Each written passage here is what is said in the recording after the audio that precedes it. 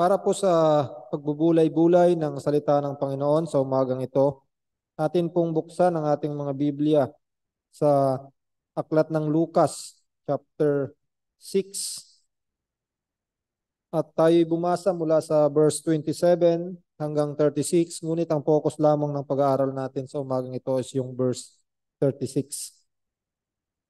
Ito po ang sinasabi.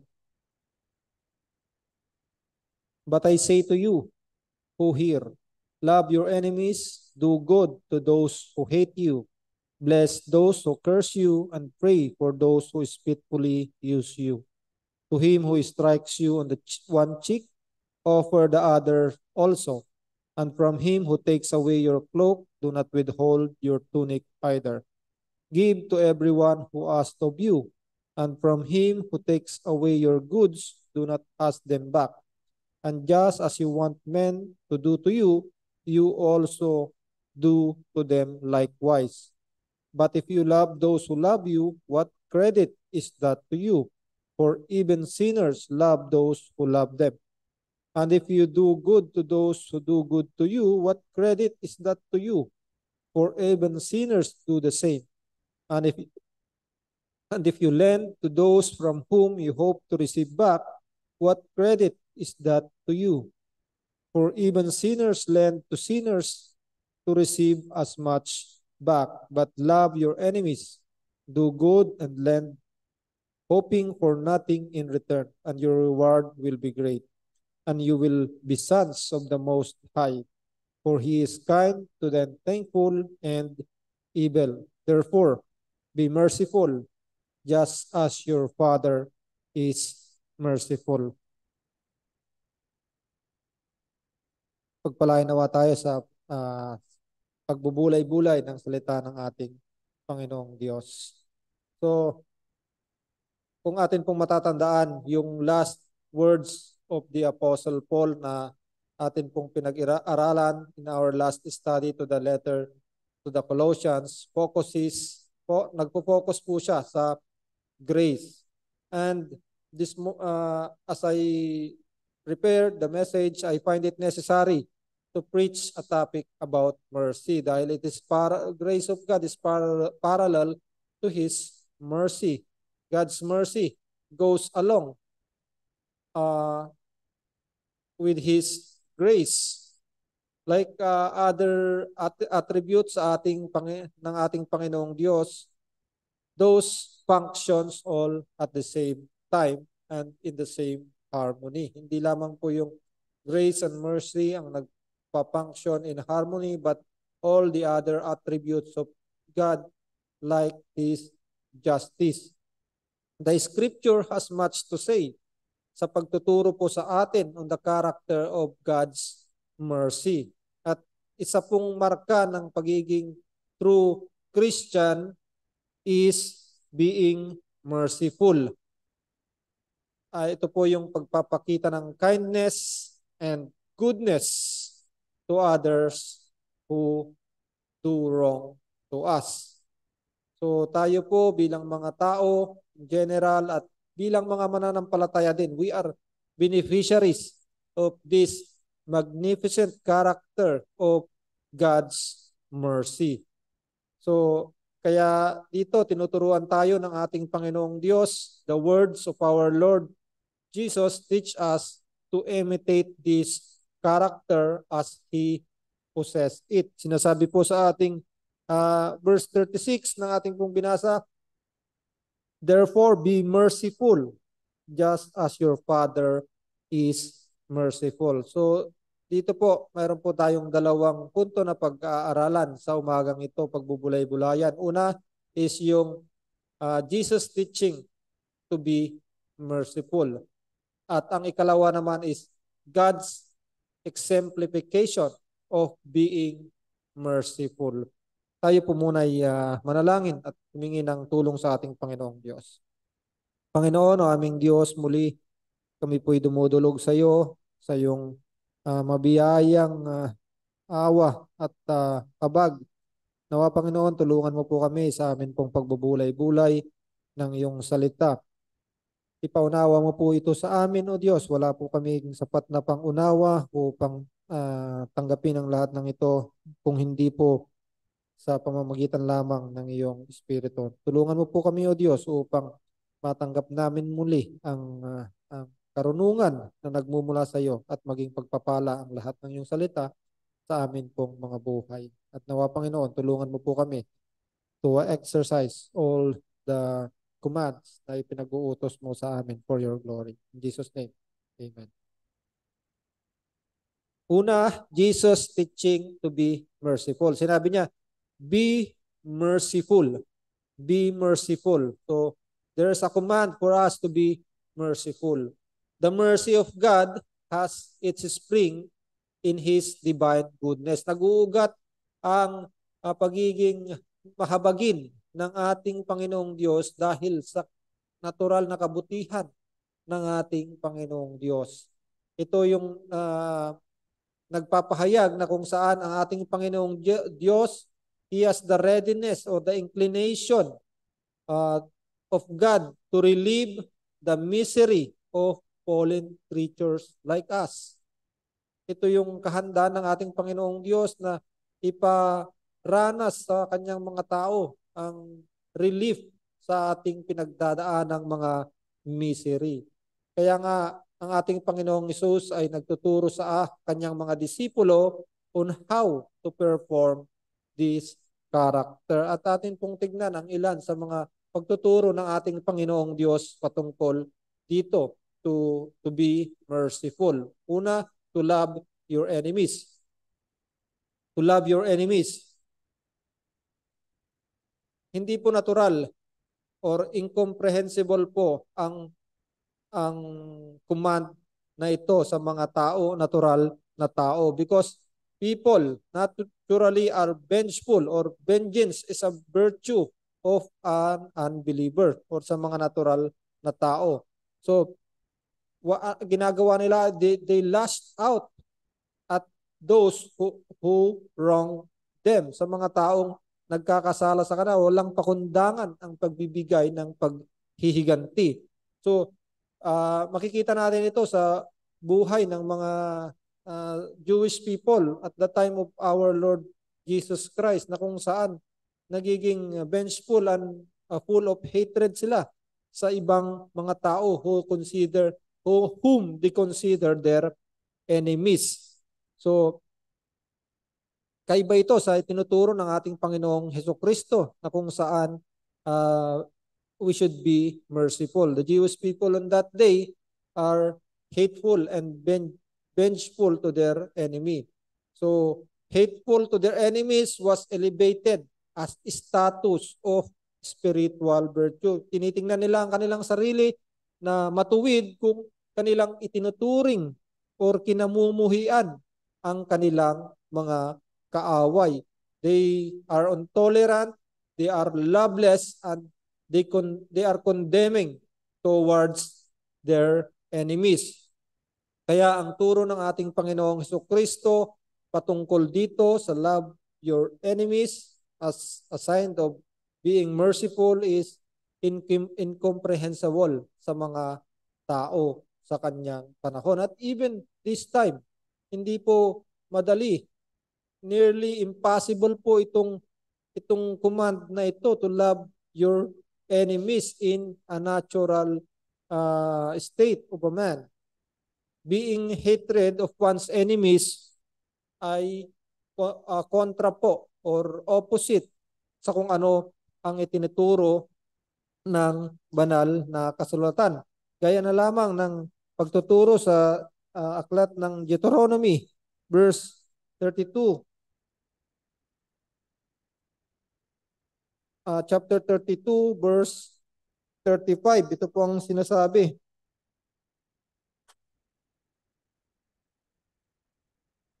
Sinabi ng Panginoon, vengeance is mine, and recompense. Their foot shall sleep in due time, for the day of their calamity is at hand, and the things to come hasten upon them.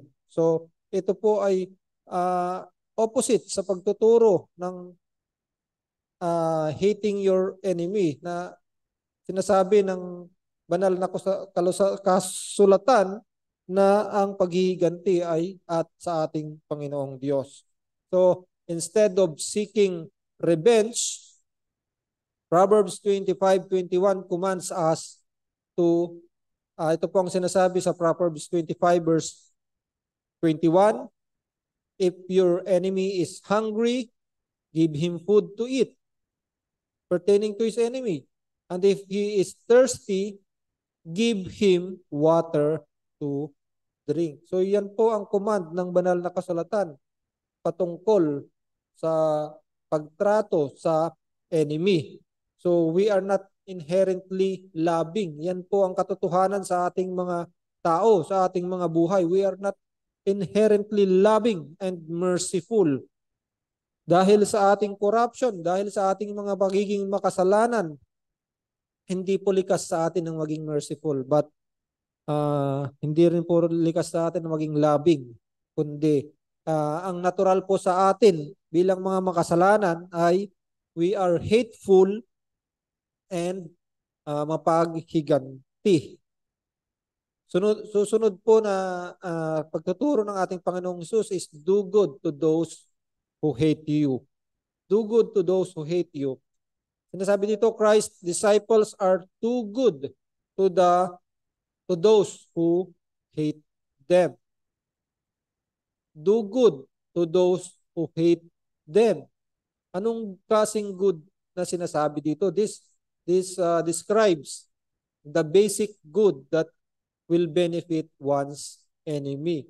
Na kung saan sinasabi sa Romans 12:21 to overcome evil with good. Once na ginawan tayo ng evil, sinasabi dito na do good to those who hate you.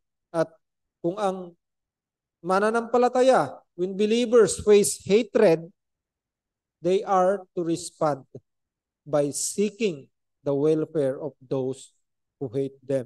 Atin pa rin inaalala yung welfare dapat ng mga taong namumuhi sa atin. Ito po yung sinasabi dito, to do good to those who hate you. Even we face hatred, iniisip dapat natin to respond in a good way sa ating sa mga taong namumuhi sa atin at iniisip natin ang kanilang welfare.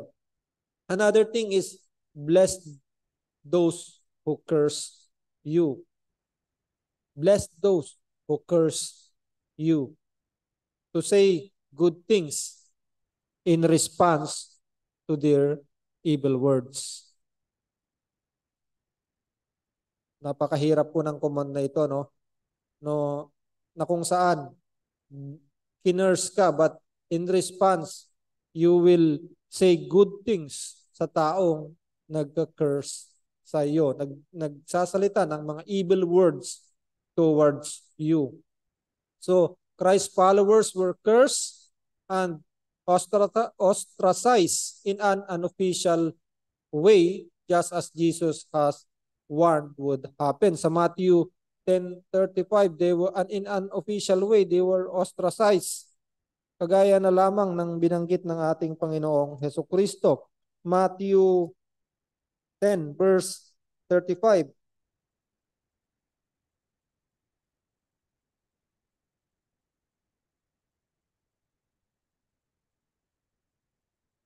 For I have come to set a man against his father, a daughter against her mother, and a daughter-in-law against her mother-in-law.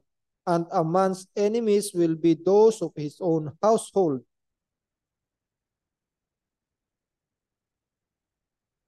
He who loves father or mother more than me is not worthy of me, and he who loves son or daughter more than me is not worthy of me. So yan po ang sinasabi ng ating Panginoong Jesucristo. People, winarned niya ang mga tao na ito yung mangyayari, that in an unofficial way, ma-ostracize sila maging sa kanilang mga membro ng kanilang pamilya. Others were cursed then officially, na kung saan sila in-excommunicate sa kanilang mga synagogue na kung saan hindi rin nagkulang ang ating Panginoong Jesucristo to warn people na mangyayari sa kanila ito. John 16 verse 2. Sinabi ng Panginoon, they will put you out of the synagogues. Yes, the time is coming that whoever kills you will think that he offer God service. So, ito pong command na to, bless those who curse you, to say good things in response to their evil words. Hindi po ito nangangahulugan na magsasalita ka ng mabuting bagay sa iyong kapwa, ngunit sa puso mo ay full of hatred. Meron po tayong nakikita minsan na kung saan sinasabihan siya ng mga masasakit na bagay, ginagawan siya ng mga hindi mabubuting mga gawa, but in return, nagpipigil talaga siya sa kanyang galit at talagang kinokontrol niya ang kanyang sarili at ano ang i-respond niya sa sa taong nagkukos ng curse sa kanya, isasabihin niya, God bless you. Pero hindi mula sa kanyang puso. Hindi po yun yung ating ibig sabihin na magsalita ka ng bagay, a blessing to him, but in your heart is opposite ang iyong sinasabi. So, hindi po yun yung magandang, hindi po yun yung itinuturo nito. But our heart na sinasabi ng ating puso should be in line with the words na atin pong sinasabi. But ngunit ito pong bless those who curse you and do good things and respond to the evil words natin pong tinatanggap. This does not rule out the warning to unbelievers na kung ginagawa nila ito sa atin, the consequences, hindi po natin i-rule out na i-warn them of the consequences of the sin ng ganitong mga bagay o ganitong ginagawa sa atin. Because kung hahayaan lang natin yung bagay na yon without warning them of their sin, there would be no conviction on them at magpapatuloy sa pagkakasala. They must be confronted with the reality that apart from repentance from sin and faith in our Lord Jesus Christ, they are cursed. Cursed po ang mga taong ito kung hindi po natin ipapakita sa kanila or i-confront sila of the reality that kung hindi sila magsisisi sa kanilang mga kasalanan at mananampalataya sa ating Panginoong Jesucristo, sila po ay mapapahamak. 1 Corinthians 16 verse 22.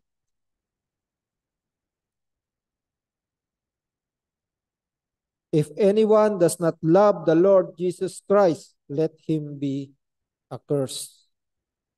So, yan po ang kalagayan. Kaya nararapat lamang po na hindi po natin dinidisregard or nirule out one people who's doing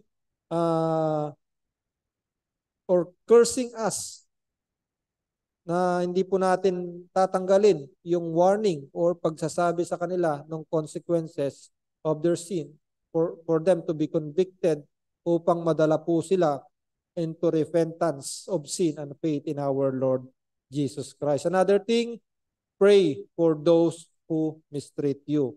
They are people of God. They are to pray for the salvation of those people who mistreat them. Kagaya na lamang ng sinasabi ng ating Panginoong Hesukristo or turo ng ating Panginoong Hesukristo sa pamamagitan ng kanyang kung ano yung kanyang ginawa. Luke chapter 23 verse 34. Luke 23 verse 34. Then Jesus said, Father, forgive them for they do not know what they do. At kagaya rin ng in-utter ng mga salita ni Stephen sa book of Acts chapter 7 verse 59 and 60. nung pinagbabato si Stephen hanggang siya ay mamatay, ito yung kanyang naging respond. Acts chapter 7 verse 59 and 60. Ito po ang sinasabi. And they stoned Stephen as he was calling on God and saying, Lord, receive my spirit. Then he knelt down and cried out with a loud voice, Lord, do not charge them with this sin. And when he had said this, he fell asleep.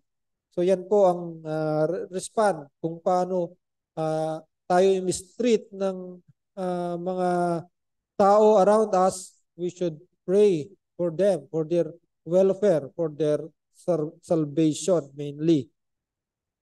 And another thing po, whoever tinuturo ng ating Panginoong Hesukristo, whoever hits you on the cheek, sinabi dito sa ating binasa kanina, offer him the other or also. Hindi po madali yung ipaliwanag yung mga bagay na ito to make balance pagdating sa existing laws and law na nagpoprotektas laban sa mga pang-aapi at pananakit at yung existing na command din patungkol sa pagtatanggol sa sarili. So this command does not rule out the self-defense mechanism na ipinagkaloob sa atin ng ating Panginoong Diyos upang ma-preserve natin ang ating mga sarili. Ang ating Panginoong Hesus did not forbid His disciples to defend themselves when they are dangerously attacked. In Matthew 10 verse 16, ini-exhort tayo ng ating Panginoong Jesucristo to be wise as serpent when dealing with others, especially kung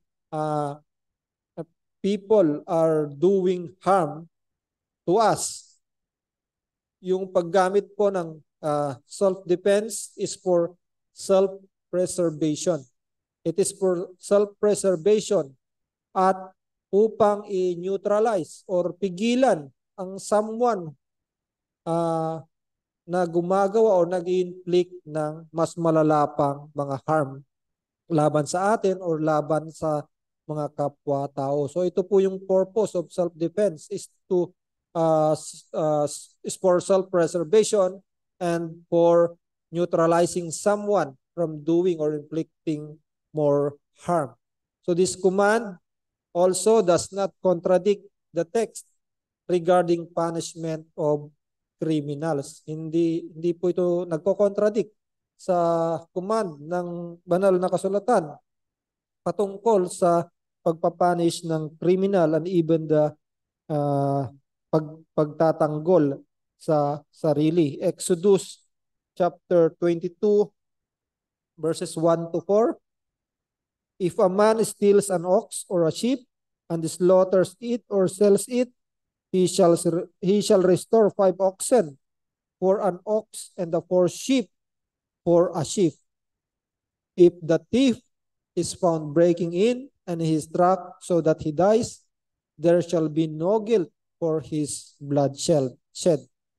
If the sun rises on him, there shall be guilt for his bloodshed. He should make full restitution. If he has nothing, then he shall be sold for his theft. Verse 4, if the thief is certainly found alive in his hand, whether it is an ox or donkey or sheep, he shall restore double. So nangangahulugan lamang po ito na ang turong ito ay hindi nangangahulugan na kinokontradict nito ang pagpapunish or pagbibigay ng kaparusahan sa mga gumagawa ng crimes. So when a believer are dishonored naman, ito yung tinitingnan natin kanina pagdating sa mga physical infliction of pain. Pagdating naman, so what about those insults and dishonoring words na atin pong natatanggap? When believers are dishonored and insulted and unable, hindi po tayo able to defend ourselves, ano po ang dapat nating gawin? Tayo po ay hindi dapat mag-retaliate. Kung walang kakayahan to defend ourselves, it is for us to accept that mistreatment and continue to love their oppressors. So, nalalaman po natin na ang ating Panginoong Diyos ay soberano sa lahat ng bagay. Pagkatiwala po natin sa ating Panginoong Diyos na kung saan siya ay tapat sa paghatol. When Jesus, kagaya na lamang ng example ng ating Panginoong Hesus, when he was unjustly humiliated sa kanyang trial, na kung saan ang isang officer ng Roman officer ay in-struck siya sa kanyang mukha. He did not ask na i-strike yung kabilang pisngi niya. At hindi rin nag-respond ang ating Panginoong Jesucristo with anger and vengeance. Bagkus ang ginawa ng ating Panginoong Jesucristo, He pointed out the injustice na ginawa sa Kanya. John 18, verse 22 at 23. John 18,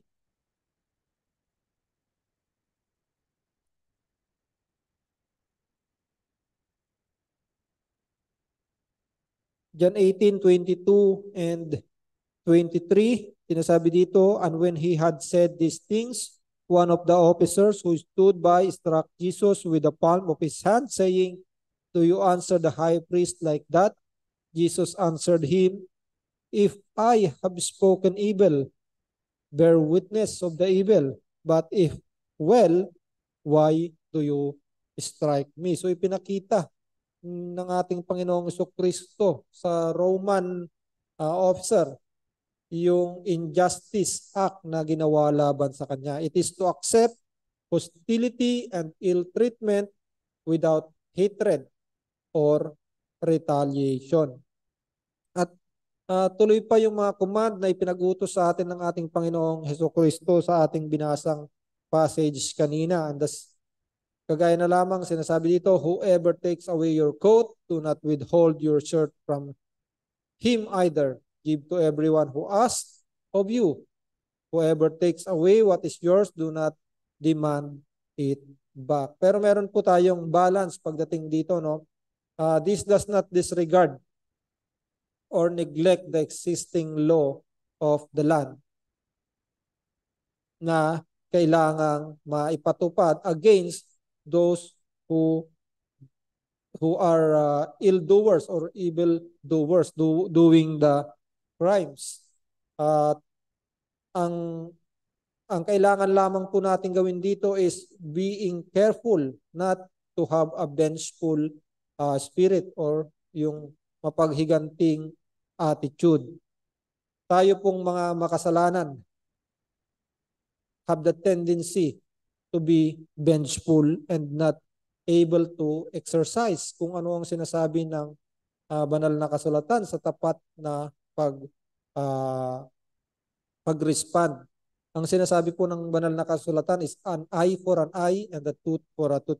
Kumbaga, ito po yung nagpapaliwanag na kung saan wag po tayong lumabis sa atin pong paghahatol. But tayo pong mga makasalanan have the tendency na lumabis sa mga bagay na ito. Kaya hindi po tayo dapat magkatiwala sa ating sarili sa mga paghatol dahil or we should be careful sa atin pong mga paghatol na kung saan maaari po tayong lumabis sa atin pong paghatol. Ipagkatiwala po natin sa ating Panginoong Diyos ang tapat na paghatol.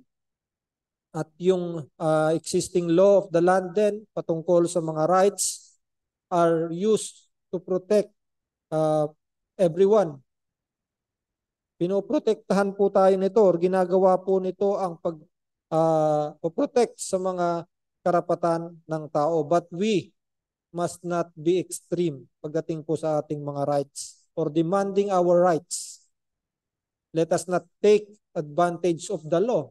Na kung ginawan tayo ng mga bagay na hindi maganda, tinitake advantage natin yung law at nagiging extreme na tayo and we use it as an excuse to inflict harm to others. Hindi po ganun. It is meant to protect us, but it is not meant to harm others. Let us use it mainly, kagaya ng aking sinabi kanina, for self-preservation and preventing the ill-doer to do more harm. It is a mercy na ng ating Panginoong Diyos sa ating mga makasalanan, the restraining grace ng ating Panginoong Diyos, na kung saan minsan hindi pinapahintulot ng ating Panginoong Diyos na makagawa pa tayo ng mga bagay-bagay mas masama. It is the restraining of God at it is an act of His mercy. So let us be careful in using the existing laws, not in a vengeful spirit. So ginagamit po natin ito for self-preservation, para ma-prevent ang mga evildoers to do more harm, but not to inflict more harm to others. And gagamitin po natin ito not in a vengeful spirit. So no matter what the circumstances are when wrong, let us not seek revenge, but rather to show goodness and mercy like what Christ did. Anong ginagawa ng ating Panginoong Jesucristo while being reviled? I-revile ang ating Panginoong Jesucristo. He did not revile in return. While suffering, He uttered no threats, but kept entrusting Himself to Him who judges righteously. Yan po yung itinuturo sa atin ng ating Panginoong Jesucristo. At para po sa ating ikalawang punto, God's exemplification of being merciful. So the scripture, ang ating pong Panginoong Diyos ay nag-example po natin, greatest example po natin ng ating Panginoong Diyos to be merciful. The scripture represents God as merciful. Exodus 34 verse 6 to 7, ito po ang sinasabi, the Lord passed before him and proclaimed, the Lord, a God merciful and gracious, slow to anger, and abounding in steadfast love and faithfulness, keeping steadfast love for thousands, forgiving iniquity and transgressions and sin, but who will by no means clear the guilty, visiting the iniquity of the fathers of the children and the children's of children to the third and fourth generation. Yan po ang pagpapakita or represent ng ating Panginoong Diyos as sa kanyang banal na kasulatan as Him who is merciful. This is the attribute of God na kung saan dinodraw or ina-attract niya ang mga sinner to Him, yung pagiging mahabagin ng ating Panginoong Diyos. Ang sabi ni Thomas Watson, the scripture represents God in white robes of mercy, more than with garments rolled with blood, with His golden scepter more often than His iron rod. So ang ating Panginoong Diyos ay makikita natin sa Kanya yung ganitong katangian, that He is a merciful God. At ang atin pong Panginoong Diyos, He is inclined more in mercy than in wrath. Mercy is His darling attribute which He most delights. Sinasabi po sa Micah 7 verse 18, who is a God like you, pardoning iniquity and passing over transgression for the remnant of His inheritance. He does not retain His anger forever because He delights in steadfast love. At tayo po bilang mga mananampalataya, if we call ourselves the Son of the Most High, then we should learn from Him to be merciful. Even He is merciful. Dahil ang ating pong Panginoong Diyos, in-exemplify niya po yung pagiging merciful. The extent and the amount ng mercy ng ating Panginoong Diyos, hindi po natin masukat yan sa atin pong sariling mga kaisipan. It can never be reckoned, or hindi po natin mabilang, hindi po natin ma-account yung mercy na iginagawad sa atin ng ating Panginoong Diyos. Yung benefits po na atin pong patuloy na natatanggap dahil sa kahabagan ng ating Panginoong Diyos ay nag-uumapaw. Sa chapter 136 ng Book of Psalms, 26 times repeated po yung salitang His mercy endures forever. So, napakaraming benefit, continued benefits po ang natatanggap natin dahil sa kahabagan ng ating Panginoong Diyos. Ultimately, yung kahabagan niya sa atin that He saved us dahil sa ating pagiging mga makasalanan. His mercy is great. Sinasabi sa 1 King chapter 3 verse 6. His mercy is plenteous. Sa Psalm 86 verse 5. His mercy is tender. Sa Luke 1 verse 78. His mercy is abundant sa 1 Peter 1 verse 3. And His mercy is from everlasting to everlasting to them that fear Him. Sa Psalms 103 verse 17. So the mercy of God po is talagang everywhere in the Scripture. Nag-uumapaw ang pagiging mahabagin, maawain ng ating Panginoong Diyos. So, the mercy of God po is makikita rin po natin kung atin pong titingnan mabuti, the mercy of God is threefold. Threefold po in what way? General mercy of God, una, special mercy of God, and the sovereign mercy of God. Nakuha ko po ito from Arthur Pink sa kanyang attributes of God, sa mercy of God. So, sinasabi niya doon, the mercy of God is threefold.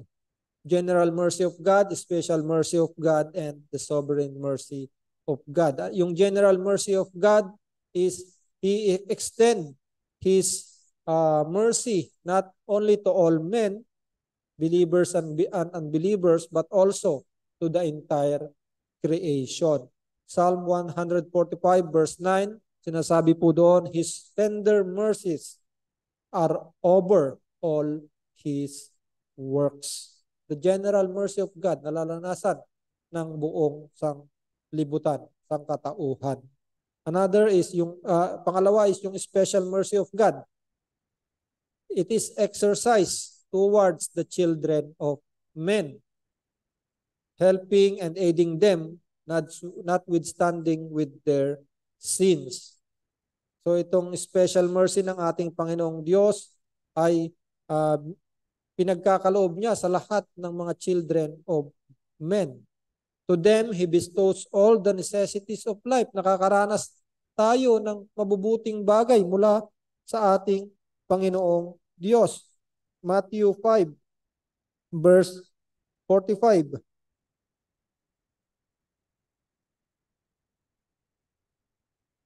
That you may be sons of your Father in heaven, for He makes His sun rise on the evil and on the good, and sends rain on the just and on the unjust.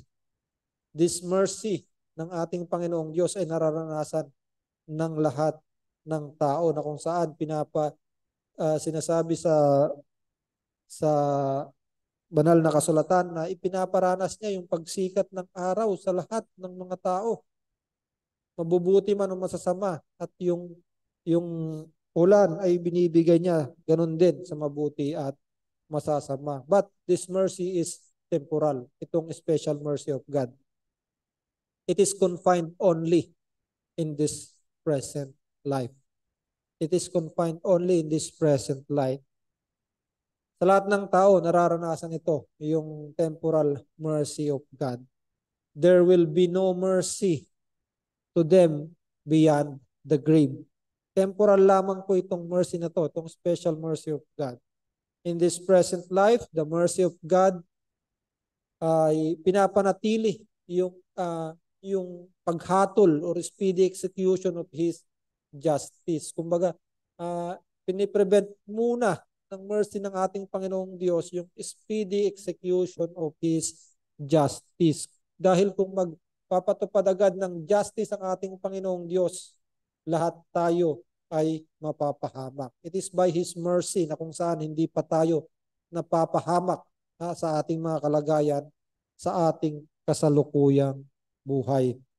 At ang ikatlong fold ng mercy of God is the sovereign mercy of God. Ito naman is reserved for the heirs of salvation. Sa mga pinili ng ating Panginoong Diyos para sa kaligtasan, which is na-communicate ang mercy na ito to them through the mediator, His Son, our Lord Jesus Christ. So, everywhere in the scripture po, matatagpuan natin ang dakila at abundant na mercy ng ating Panginoong Diyos. Para po sa ating mga kapwa mananampalataya, bilang aplikasyon po sa ating pong mga narinig at mga natutunan, the mercy of God, una po, the mercy of God should make the saints humble. It should make us humble. To be reminded, kung iisipin lamang po natin, that we were children of wrath before. We are, kumbaga, titingnan natin ang ating mga sarili. We were children of wrath before, na kung bago ipagkaloob sa atin ang biyaya ng ating Panginoong Diyos, dapat po itong mag-cause sa atin to be humble. It is dahil sa kabutihan ng ating Panginoong Diyos, sa awa, sa mercy ng ating Panginoong Diyos, that we are not yet consumed. We are not consumed because of His mercy. If we have the fruit of God's goodness in our lives, sa ating kasalukuyan, kung ating tinitingnan ating mga sarili as good, as righteous, hindi po ito dahil or hindi cause para sa atin to be proud. Natitignan natin ang ating mga sarili na meron tayong goodness, meron tayong righteousness, hindi po tayo dapat maging proud, or it should not cause us to be proud, but it should humble us down before our God.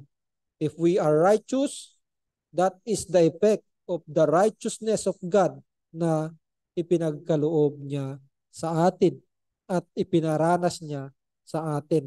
Then we are not to lift up our head and to be proud. Hindi tayo yung taas noo sa ating Panginoong Diyos na proud tayo sa ating sarili. But it will humble us na natanggap natin tong righteousness and goodness, or nakakapag-exercise tayo ng righteousness and goodness sa ating buong buhay dahil sa naranasan nating kahabagan sa atin ng ating Panginoong Diyos.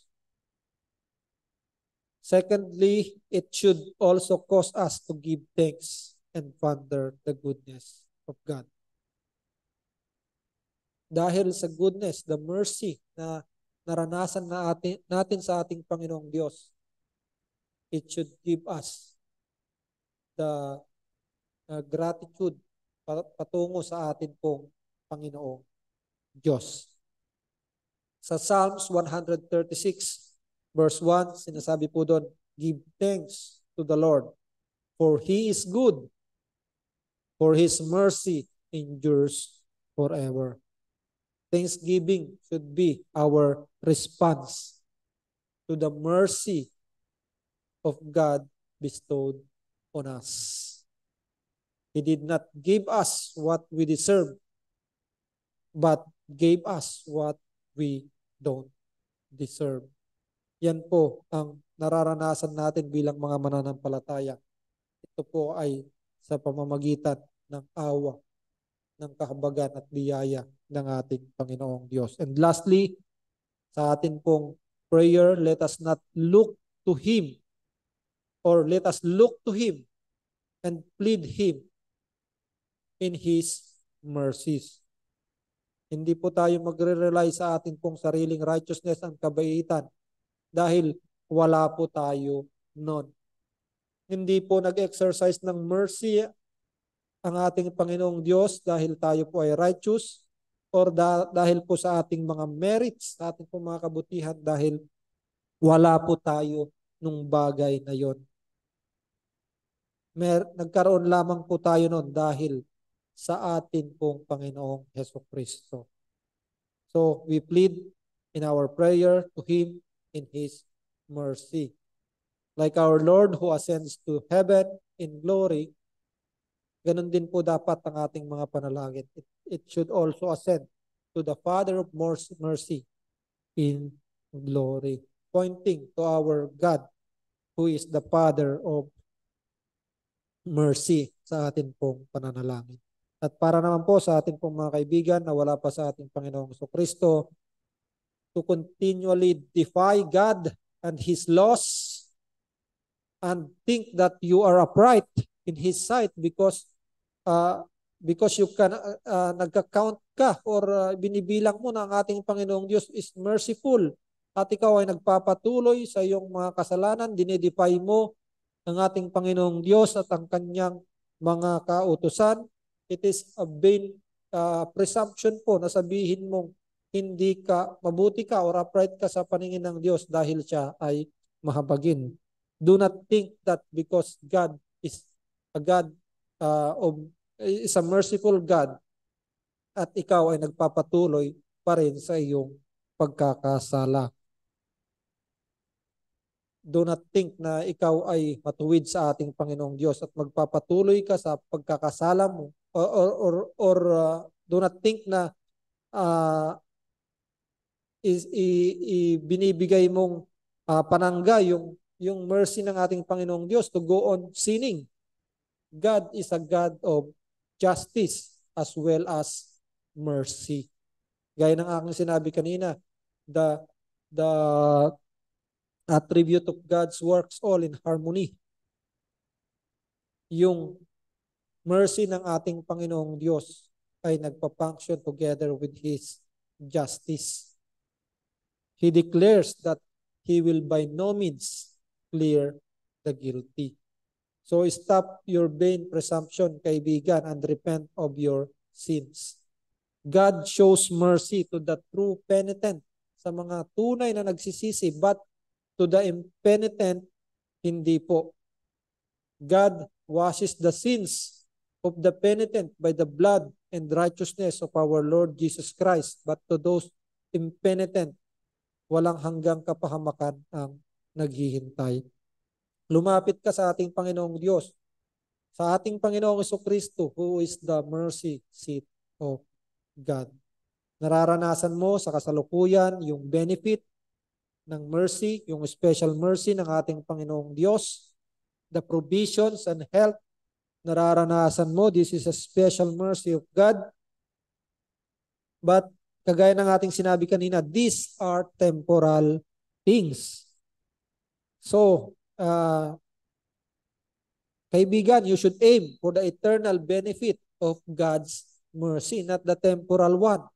You should aim for the eternal benefit of God's mercy, which is the salvation of your soul from Him who will judge. So kaibigan, dapat mong gawin, you should repent of your sins and come to Him who is rich in mercy, and He will not cast you out. Lumapit ka sa ating Panginoong Diyos, magsisi sa iyong kasalanan at manampalataya sa ating Panginoong Hesukristo habang may panahon pa. Tayo manalangin. O aming Diyos, salamat pong muli, Panginoon, sa kahabagan mo na ipinaranas mo sa amin and exemplify mo sa amin, O Diyos, at tinuturuan mo po kami to do the same. Hindi po madali ito sa amin pong sariling kalagayan, but if we are spirit-filled, uh, uh, magagawa po namin ito, O Diyos. Hindi perfectly, but we should aim to be like you in exercising mercifulness, O God. Tulungan mo po kami sa lahat ng ito at nawa, mamuhay kami ayon sa iyong mga command. Salamat po, Diyos. Ikaw ang madakila at mapapurihan. In Jesus' name. Amen.